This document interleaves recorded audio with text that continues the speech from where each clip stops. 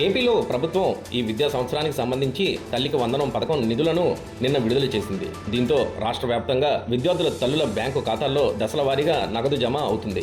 బ్యాంకులు ప్రాంతాల వారీగా ఈ ప్రక్రియ కొనసాగుతుండగా కర్నూలు జిల్లాలో ఒక ఆసక్తికర ఘటన వెలుగులోకి వచ్చింది. ఒకే కుటుంబానికి చెందిన 6 విద్యార్థులకు కలిపి 78,000 ఆర్థిక సాయం జమ కావడంతో ఆ కుటుంబంలో ఆనందంలో మునిగిపోయింది. కర్నూలు జిల్లా మాధవవరానికి చెందిన ఏలియా సంగీత దంపతులకు 6 పిల్లలు ఉన్నారు. వీరందరూ తల్లికి వందనం పథకానికి అర్హులుగా నమోదయ్యారు. ఒక్కో విద్యార్థికి 13,000 చొప్పున మొత్తం 78,000 వారి ఖాతాల్లో జమ అయ్యాయి.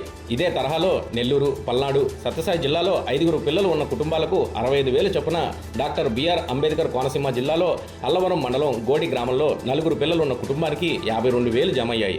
రాష్ట్ర వ్యాప్తంగా ఒకే కుటుంబంలో ఎంతమంది విద్యార్థులు ఉంటే వారందరికీ పథకం కింద ఆర్థిక సాయం అందుతుండటంతో లబ్ధిదారుల కుటుంబాల్లో ఆనందం వ్యక్తమవుతుంది.